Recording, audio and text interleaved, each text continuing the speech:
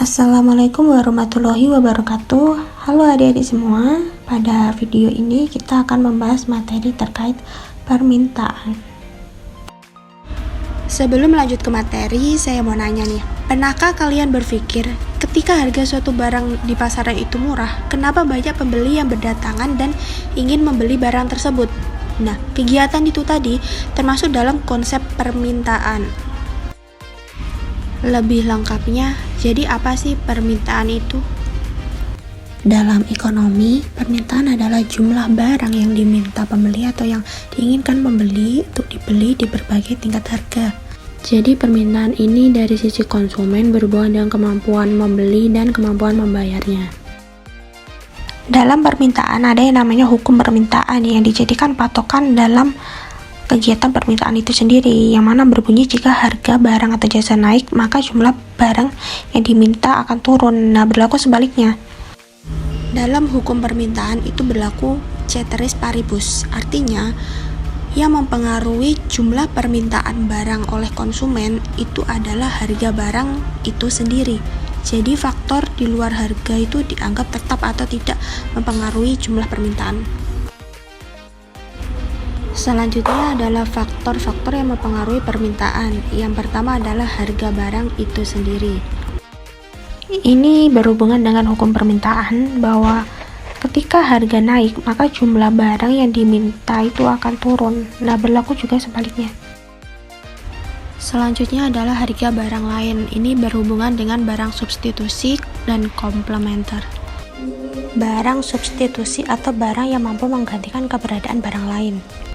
Contohnya seperti berita berikut, di mana terjadi kenaikan harga pada gas LPG 12 kg di daerah Kupang yang tembus sampai 265.000.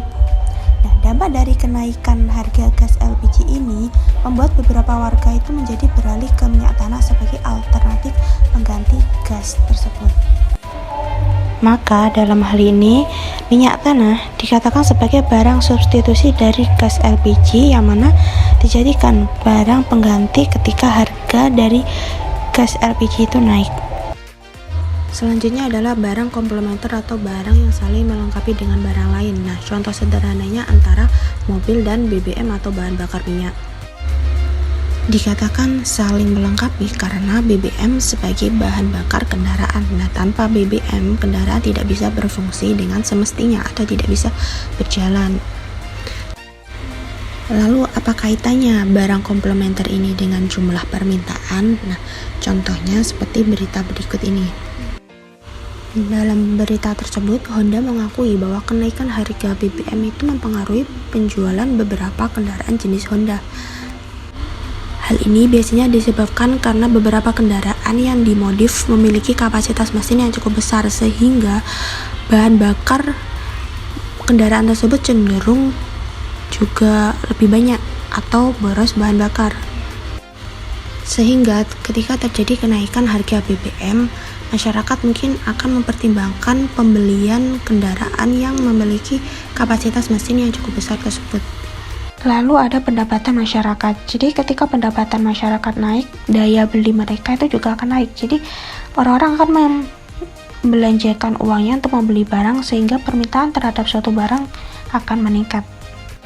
Selanjutnya adalah selera masyarakat. Nah, jadi selera atau minat seseorang terhadap suatu barang itu mampu meningkatkan jumlah permintaan barang tersebut. Nah, selera masyarakat ini biasanya berhubungan dengan perubahan tren yang terjadi. Contohnya nih, misal lagi tren outfit skena dengan ciri khasnya misal pakai jeans, kulot, dan topi. Nah, akibatnya permintaan terhadap jeans, kulot, dan topi itu tadi meningkat karena tingginya selera masyarakat untuk menggunakan pakaian tersebut.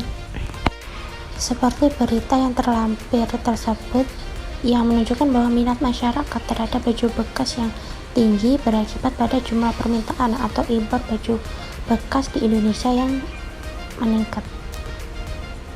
Selanjutnya adalah prediksi keadaan di masa depan. Misal masyarakat memprediksi menjelang puasa ini akan terjadi inflasi di berbagai bahan pokok. Jadi mereka cenderung membeli barang lebih awal untuk menghindari kenaikan harga yang akan terjadi di masa depan atau di bulan puasa tersebut.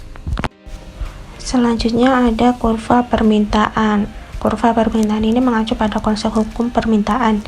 Ketika harga naik, maka jumlah permintaan akan turun. Jadi kurvanya akan bergerak dari kiri atas ke kanan bawah. Berikut contoh kurva permintaannya. Jadi ketika harga 10.000 permintaan atau jumlahnya itu 100, dan ketika harga 8.000 jumlahnya permintaan menjadi 120, meningkat. Nah, kurvanya akan bergerak itu dari kiri atas ke kanan bawah. Selanjutnya adalah pergerakan kurva permintaan. Nah, pergerakan ini sejalan dengan hukum permintaan, yaitu ketika harga naik maka jumlah permintaannya akan turun seperti gambar tersebut. Jadi titik B ke A itu namanya adalah pergerakan kurva. Selanjutnya adalah pergeseran kurva permintaan. Nah, kalau di pergerakan tadi jumlah permintaan dipengaruhi oleh perubahan harga. Kalau dalam pergeseran ini dipengaruhi oleh perubahan faktor selain harga, misal pendapatan, selera masyarakat, harga barang lain, dan sebagainya. Nah, kurva yang bergeser itu bisa ke kanan dan ke kiri seperti gambar tersebut. Selanjutnya adalah fungsi permintaan. Ini adalah fungsi yang menunjukkan hubungan antara harga dan jumlah barang yang diminta oleh konsumen. Hubungan ini bersifat berlawanan atau berbanding terbalik. Kembali lagi ke hukum permintaan, ketika harga naik jumlah barang yang diminta turun, jadi berbanding terbalik ya. Untuk mendapatkan bentuk fungsi permintaan tersebut, maka kita harus mencarinya melalui rumus fungsi permintaan seperti yang terlampir tersebut. Berikut contoh soal dari fungsi permintaan beserta cara pengerjaannya yang akan saya jelaskan melalui video yang terlampir. Dari soal tersebut diketahui P1 atau harga awal sebesar 16.000, P2 atau harga setelah perubahan sebesar 14.000, Q1 18 dan Q2 atau jumlahnya 22. Nah, untuk menentukan bentuk fungsi permintaan dari soal tersebut, kita harus mencarinya menggunakan rumus persamaan berikut ini. Nah, berikut rumus persamaannya, lalu kita masukkan P1 P2 nya ke dalam rumus tersebut.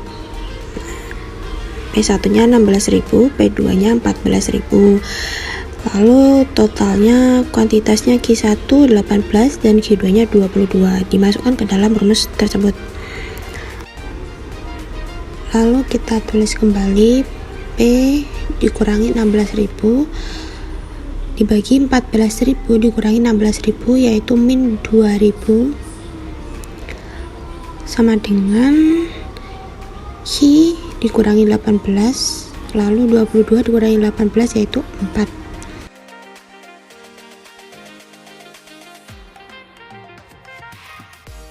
Nah, setelah ketemu itu nilainya, lalu kita kalikan silang. Q min 18 kali min 2000 menjadi min 2000 Q tambah 36.000 sama dengan P min 16.000 kali 4, yaitu 4 menjadi 4P min 64.000. Lalu kita pindah ruaskan nilai 36.000 itu tadi ke kanan. Nah, jadi min 2000 Q sama dengan 4P min 64.000. Nah, 36.000 tadi positif karena dipindah ruaskan menjadi negatif 36.000. Nah, lalu kita hitung ya, berarti min 2000 Q sama dengan 4P. Nah, min 64.000 dikurangi 36.000 itu berarti min 100.000. Lalu Q sama dengan 4P min 100.000. Nah, min 2000 Q, min 2000 nya kita pindahkan ke kanan untuk dibagi. Jadi 4P min 100.000 dibagi min 2000 itu tadi. Nah, hasilnya Q sama dengan min 100.000 dibagi min 2000 berarti positif 50. Lalu 4P dibagi min 2000 berarti min 0,002P. Nah, jadi fungsi permintaannya yaitu Q sama dengan 50 min 0,002P. Lanjut ke soal selanjutnya, masih terkait fungsi permintaan. Nah, contoh soalnya didapatkan sebuah fungsi permintaan adalah HID sama dengan 40 min 2P. Maka berapa banyak jumlah permintaan pada saat harga atau P-nya itu 10? Nah, berarti dari soal tersebut sudah diketahui ya, P-nya itu adalah 10 dan HID-nya 40 min 2P. Berarti yang ditanya adalah jumlah atau kuantitasnya, Q-nya ya. Karena nilai P-nya sudah diketahui, berarti tinggal dimasukkan ke bentuk fungsi permintaannya untuk mencari Q-nya. Berarti HID sama ada 40 min 2P. Nah, P-nya dimasukkan ke dalam 2P tersebut. Berarti HID sama dengan 40 min 2 kali 10. Lalu tinggal dihitung 40 kurangi 20, maka Q-nya ketemu 20. Berarti jumlah permintaannya itu sebesar 20. Sekian video pembelajaran materi permintaan ini, semoga bermanfaat. Wassalamualaikum warahmatullahi wabarakatuh.